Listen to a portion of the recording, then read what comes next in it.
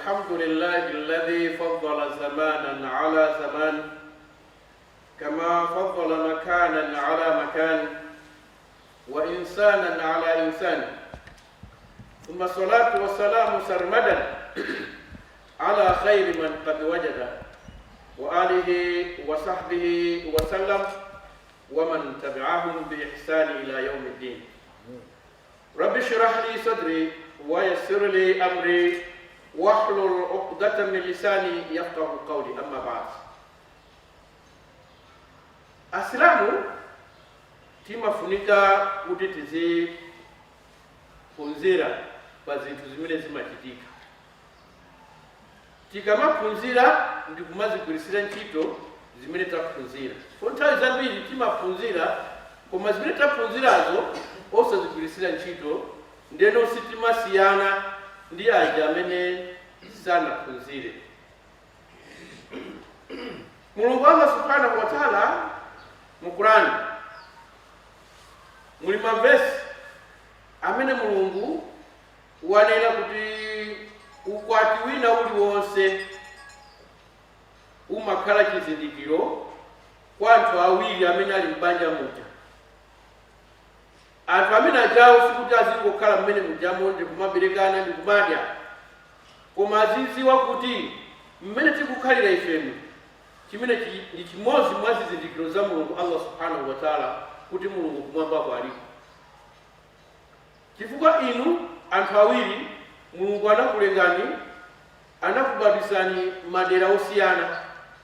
Even makolo anu ndi makolo ena sanadziwane, koma zinapezeka kuti inu mwakwatirana ndi kumakhala nanunso ndi kumaberekana, kuwawana zanu bwino, zinthu zina zake zimene timati michiga ndi kumakhala. Zimene zonse osaziganizira kuti kodi zimenezi ndizichani kwenikweni kwa ineyo. Awawo sichimwali anga, sikazini wanga, sindani, tangokumana basi. Ndiye tikukhala tikaproduce anaja ndiye tikumakhala nawo osaganiza kuti zimenezi kodi kwa Mulungu akufuna chani pa ine. Chimenecho ndi choyamba cha ukwati wina uliwonse umene ukufunika Mulungu Allah subhanahu wa ta'ala ifeyo ngati anthu amene tili m'mabanja tiziganiza chimenecho. Chimenecho chambirira. Chachiwiri, Mulungu yemweyo mmene anayika wa min ayatihi an khalaqa lakum min anfusikum azwajan litaskunu ilayha. Muzindikiro zoti Mulungu alipo akulengerani inuyo kuchokera kwa inu nokha azibambo, azimayi. Azimayi kuti muzikhala nawo. Ndiye Mulungu akuyikirani chikondi ndi chisoni pakati panu. Akunena ukwati wina uliwonse umene ndimanena uti. Koma Mulungu yemweyo mu Qur'an akunena kuti fankihu ma tahaba lakum minan nisa'i masna wa thulatha wa ruba'. Mulungu yemweyo kwatirani azimayi amene Mulungu afune inu awiri wayambira awiri. Fankihu ma tahaba lakum minan nisa'i, mukwatire azimayi amene Mulungu afune inu wayambira awiri masna wa thulatha atatu wa ruba' kapena anayi. Mulungu amene ndiye akunena kumapeto kuti fa in khiftum alla ta'dilu, ngati inu mukuopa kuti simuchita chilungamo fawahida, khala ndi mkazi mmodzi. Kwa inu amene muli ndi mantha kuti ineyo za chilungamo sindingati, mungokhala ndi mmodzi, Mulungu akunena choncho. Tsopano ndi chifukwa chani Mulungu Allah subhanahu wa ta'ala mu vesi imene iwanena chonchi? Chifukwa vesi tikayikathauzira tizionanso zimene zikuchitika. Musaka 20 zapitazo dziko lapansi pano anthu amachuluka, azibambo amachuluka ndi 52%. Pomwe azimayi anali 52%, azibambo anali 48%. 20 years ago. Usonyika kuti azimayi amachuluka ndi 4%. 4% imene azimayi amachulukirayi ngati tatenga ratio yoti aliyense mwamuna azikhala ndi mkazi mmodzi, awa 4% azimayiwa apita kuti. Muzaona kuti 4% aja nawonso ngati anthu azayamba kupanga fight mmene angatere kwa zibambo amene ndi mkazi mmodzi ati. Fighting imeneyi kothera kwake sikumakhalanso kuti azimayi akwatiwe, koma akhale pa chibwenzi ndi azibambo amene ali mabanja ati. Fundo tisumana azibambo aja ali mazibwenzi ndi azimayi amene sali mabanja aja, zotsatira zake ndi zimene lerolo tikumakhala tikulira kuti kuli matenda opatsilana kutani zonse zimene zijazo chifukwa cha 4%. Ndikunena zaka 20 zapitazo. Pano pasili kuziwa 4% yakuti ili pati sopano, ndiye muone mmene pano zinthu zilili. Komanso izi zimene Mulungu Allah subhanahu wa ta'ala anena motere, ananena ndi cholinga chakuti ndinanena nthawi zina kunena kuti Mulungu Allah subhanahu wa ta'ala chifukwa nthawi zina titakumaganiza kuti nanga mpaka wanu 4 ndeno zizikhala bwanji.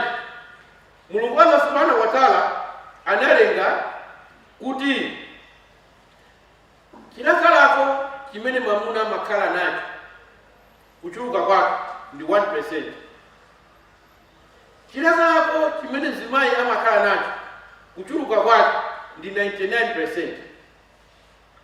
Koma chifukwa kuti Mulungu Allah subhanahu wa ta'ala anayika manyazi kwa zimayi 99%, nzibambo tikuzapasa manyazi 1% iso. Ndeno zikumakhala ngati 99% ya chilakalako cha zimayi ikumenyedwa kapena kuti ikupimbidwa ndi 99% ya manyazi imene zimayi anampatsa. Ndicho chake zimayi samapezeka ndi mavuto ogwirira, mavuto ofusira mwachisawawa, mavuto amene zibambo amakhala naye zimayi sapezeka nawo ayi. Chifukwa kuti zimayi uja ali ndi 99% kale ya manyazi imene imapangisa kuti asapange zina zilizonse.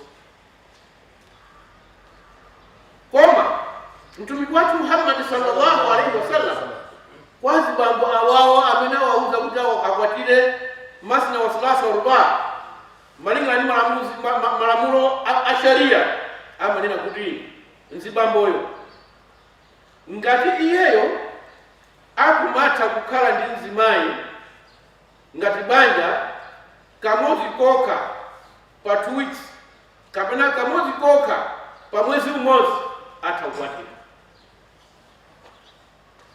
Once kamodzi kokha ataukhala pa banja fototi ngati iye amakhala ndi zimayi uja kamodzi kaja pa mwezi umene uja, ndere kuti zimayi uja sangakhale ndi mavuvu ngati mmene amakhalira ndi mavuvu azimayi amene akhala 6 months osakhala ndi mamuna even kamodzi.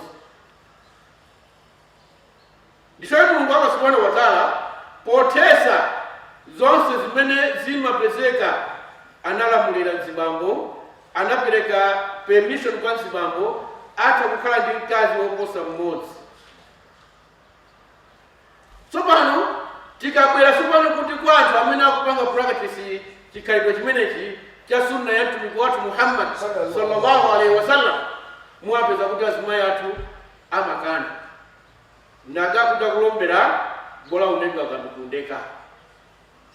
Chimene chimachitisa azimayi athu aja kuti azikana chifukwa cha chikhalidwe chimene azibambo amaonesa akakwatira akazi awiri. Azibambo ambiri akakhala ndi akazi awiri amapendekera mbali imodzi.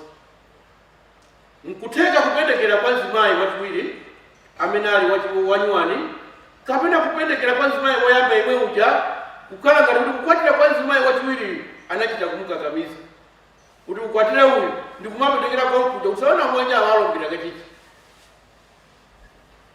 Andi chikhalidwe chimene chicho ichi ndi chimene chikupangisa azimayi athu kuti azikana kuti mitala ife timakuti choncho. Chifukwa choti ifeyo azibambo sitimakhalirana bwinobwino tikakhala ndi akazi awiri, timapendekera mbali imodzi. Kutheka kuti kwina kuta kugona kumene osamakagona ngati kumene amagira anthu ena amene amapanga zinthu ndikumanena kuti kukhala ndi mkazi wachiwiri is a private marriage. Ngati mmene anzathu amapangira private marriage, kongopita kukadya masana ndikusambako ndikumabwera ngaja agona ako. malamulo si choncho ayi. Malamulo ndionena kuti ngati wakwatira amene ndi mkazi wako ndithu, ukuyenda kumuchita treat mkazi ameneyi chimodzimodzi ndi wina uja. Koma chifukwa chakuti ife azibambo timakhala kuti tazikopa kwambiri, timaganiza kuti ukwati ngati ukukwatira wachiwiri kumene kudyako kukhale chilichonse chimene chili kuja. Utapita kumene mudali kunena kuti kumatiyamba ukwati mmene anthu ena amayambira, munthu uja atha kumvetsa bwinobwino. Koma sitimakhala bwino ndi azimayi anja. Abale anga mzimayi, azibambo, mzimayi amafunika kukhala naye bwino. Komanso mzimayi amafunika kumchitira chisoni. Komanso mzimayi amafunika kuti umkonde. Zinthu zimene zizo mzimayi akazipeza atapaipanga limbiya, mzimayi watani mukhala naye bwinobwino. Koma sipone ife timasokoza ndrama, tikasokoza ndrama zija koma mzimayi uja ndeno kumulalatira, kummenya, kumtani, mzimayi samenyedwa ayi abale anga olemekezeka. Mzimayi samenyedwa ayi. Mzimayi amafunika mumkonde. Mumkonde ndithu, mukabuna kuchita mavuvu. Mmene mtumiki wathu Muhammad sallallahu alaihi wasallam ananenera. Ananena kuti usammenye zibagira mzimayi umuvulaza. Uzimmenya pa mtima apa, uzimmenya kumbuyo uku, uwona ngani yoyita masanga-sanga. Ngawa ibagera iyi ayivuwa kutosa meno, chifukwa nthawi zina zimayi amavuta atu kufo cha chikondi. Ukammenya pa mtima, ukammenya chakumbuyo uku, umuona ngati akutawa, ukathamangisa basi. Ngawa ibagera iyi mzimayi amafuna kuti umkonde, komanso iweyo ukhali chisoni ndi mzimayi. Ndeno Mulungu walamulira kuti mutha kukhala ndi mkazi mmodzi, awiri, atatu kapena anayi. Zimenezi zolinga zake za Mulungu Allah subhanahu wa ta'ala, kuti azimayi amene asali mmabanja akhale mmabanja. Inu mukamapita kamozi, kuna kuja kamozi, mzimayi uja amakhazikika. Amakhazikika chifukwa kuti zina za chilengedwe chake zikumapezeka. Komanso zimene zija zimapangisa kuti inuyo ndi mabanja anuwo mukhale anthu okhala bwino kumbali ya makobiri. Chifukwa iwe ukapita uku mzimayi uja achitakataka, ukapita uku kwina kuja umatakataka, iwenso umatakataka mumapanga bwino nonse. Ndi zimene Mulungu anayikira atu zinthu zimenezi. Komanso sizokhazo, komanso kumbali yakuti inuyo ngati anthu mukhala anthu ochuluka. Chifukwa kuchuluka ndi mphamvu.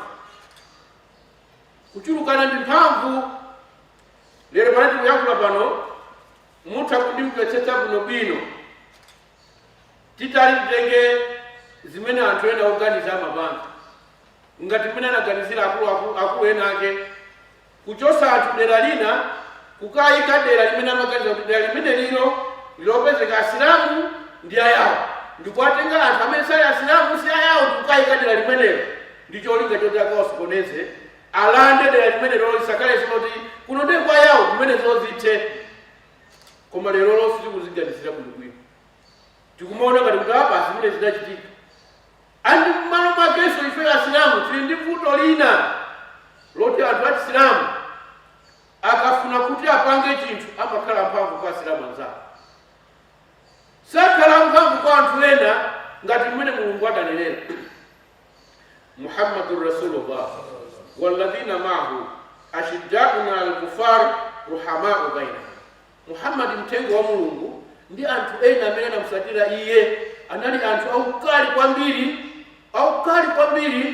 kumakafiri, koma anali anthu ochitirana chisoni pakati pawo. Koma lero asilamu ndi amphamvu kwambiri ndi asilamu anzawo, koma ndi anthu amantha kwambiri ndi makafiri. Ndi mmene lero tikukhalira. Tsono tikakhala kuti tikukwatira ndi kumabereka, tikhala anthu ochuluka, tikhala ndi mphamvu, tikanakhala kuti timasatira chipisilamu ngati mmene Mulungu watilamulira. Kumbali ya amakolo eni kuti munthu abwere ndikunena kuti mwana ndikumufuna ndimukwati akhale mkazi wanga wachiwiri, makolo ndi amene akuyamba utani ukana mwana uja payekha ndiye chisimu ineyo inayi ine mwana ine unamva kuti ine mwana ine ndiye ndikakhale pamitala. Koma Mulungu Allah subhanahu wa ta'ala amene chinthu chimene chicho analamulira kapena kuti ena amene adali pamitala adali anthu olemekezeka kwambiri, monga achina ana Umar ibn al-Khattab, Hafsa bint Umar anali mmodzi mwa azikazi a mtumiki wathu Muhammad sallallahu alaihi wasallam. Ndi nani amene akakhala ndi mwana olemekezeka kuposa Hafsa? Aisha radhiallahu anha anali mwana wa Abu Bakar Siddiq, munthu woyamba kulowa Islamu. Mwana wake anali pamitala ndi mtumiki wathu Muhammad sallallahu alaihi wasallam. Ena amanena kuti inena ngasine ndi mwana inuyo ndinu akulu, kodi ndani ananena kuti ukwati uli ndi saizi ngati sapato? Aisha anali ndi zaka 14 zokha zakubadwa, only 14. Mtumiki wathu Muhammad sallallahu alaihi wasallam anali ndi zaka 53 mmene amamukwatira Aisha, anakhala naye zaka 10, 14 to 53. Mtumiki wathu Muhammad sallallahu alaihi wasallam anamukwatira Khadija ndi zaka 40, iye mtumiki ali zaka 25. Ndi ndani amene anganene kuti ukwati uli ndi saizi? Zimenezo tikuphunzira kuchokera ku makafiri, ndi amene akutiphunzitsa zinthu ngati zimenezi. Ndikuphunzira kwa ifenso kwa masiku ano ndikumene tikumapanga zimenezi, koma anzathu anamva kale andizosatira zake za zimenezi ndi zimene lerolo tikumakhala tikumva matenda chifukwa. Ineyo nditha kuchallenge zibabonose libano pasiko la pansi pano palibe mzibambo amene amafuna kuti akhale ndi mkazi mmodzi. Mzibambo amene kulibe.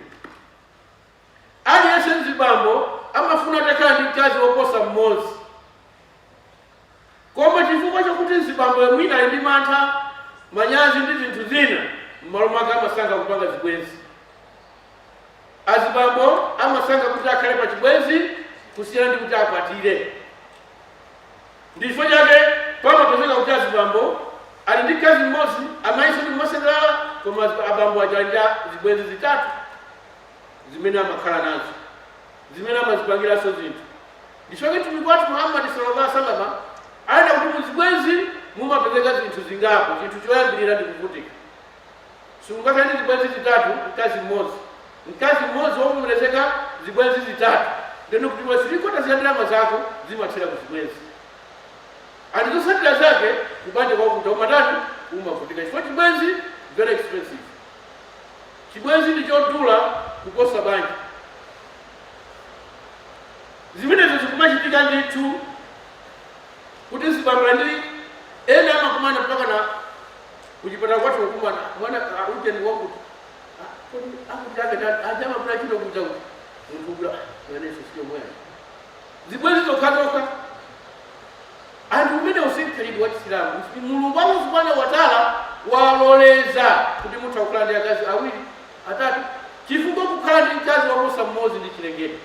Palibe amene anganame kuti kapenepo kuti ayi ndi chilengedwe kumene Mulungu ananena analenga. Mutakhala ndi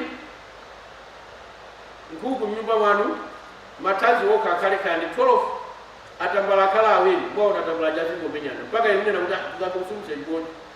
Mmodzi uja akakhalapo osajazi pereka athazi ake. Kaya mukhala ndi mbuzi chimodzimodzi, chifukwa mukhala ndi mkazi woposa mmodzi ndi chilengedwe chimene Mulungu analenga.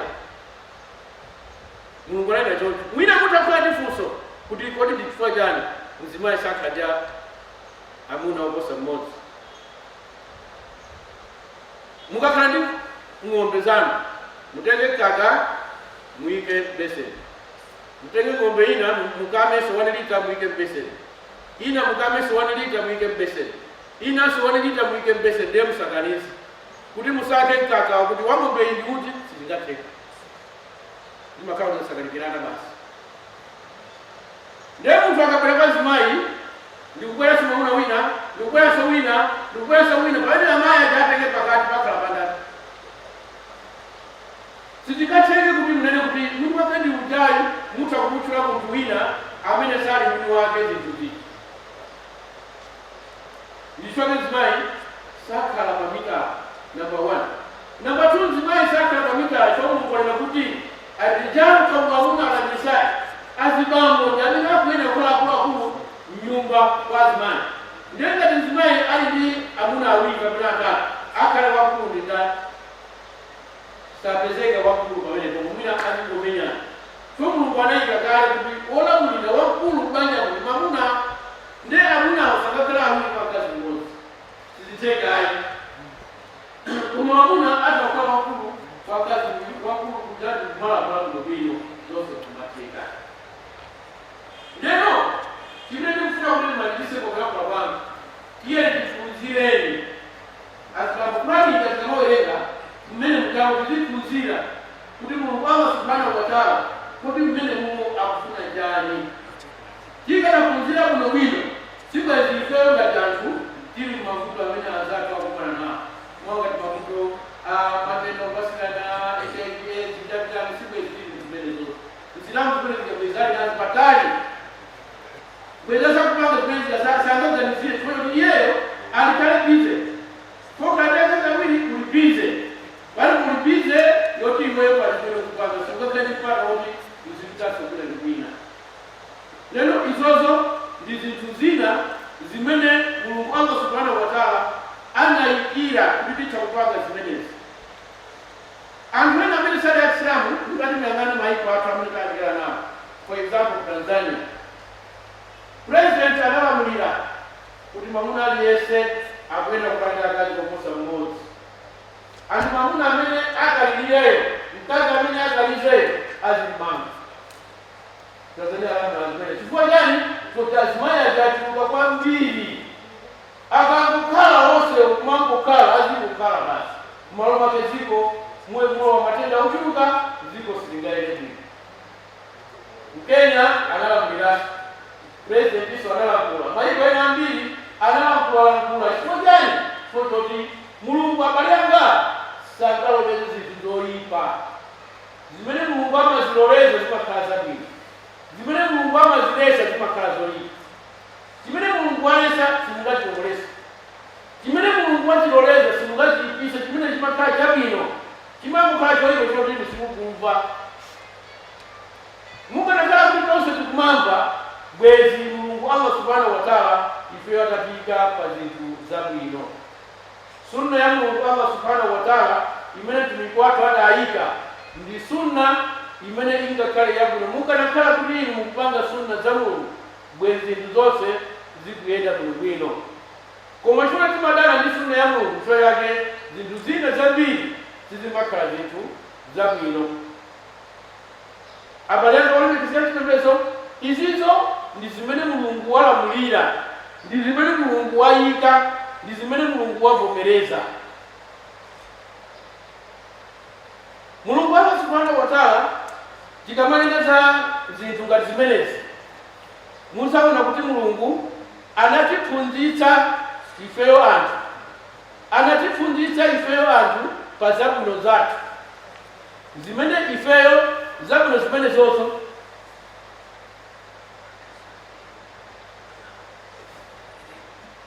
anatiphunzitsa ndi cholinga choti ifeyo tikhale kukhala kwabwino, tikhale kukhala kwabwino. Zonse zimene Mulungu Allah subhanahu wa ta'ala anazilamulira muona kuti zinakhala chifukwa chokuti Mulunguyo potifunira ife zabwino. Mulungu amanena mu Qur'an kuti Mulungu sanakuyikire inu mu chipembedzo zinthu zoti muzidana nazo. Zimene Mulungu anakuyikira mu chipembedzo ndi zinthu zabwino zokhazokha. Pomalizitsa abapo ndikuwuzira kuti ndakusandi 5 minutes. Ndi 5 minutes imeneyi ndingoyankhula verse imodzi ya Mulungu imene Mulungu amatiuza ya ayuha nas inna khalaqnakum min dhakarin wa untha waja'alnakum shu'uban wa qabaila lita'arafu inna akramakum 'inda Allahi atqakum. Inu anthu tinakulengani kuchokera kwa munthu wamuna ndi wamkazi, tinakuyikaninso inu kukhala anthu ochokera mafuko osiyanasiyana, ena achokera ku Zimbabwe, ena achokera ku South Africa, ena ku Pakistan kumene, ena ku India kumene, ena kwina ndi kwina. Koma Mulungu anatipanga choncho kuti tikhale anthu oziwana ndikaarafu. Koma ngati tikufuna ulemerero, sikuti munthu kukhala yekha pa ndi mwamuna kapena kupanga chani. Ulemerero kwa Mulungu ndi kumuopa Mulungu Allah subhanahu wa ta'ala. Ngati tikumuopa Mulungu kwenikweni, tikwatire malinga ndi mmene mavesi aja amanenera. Mavesi aja atiuza amene timawerengaji. Mavesi osaja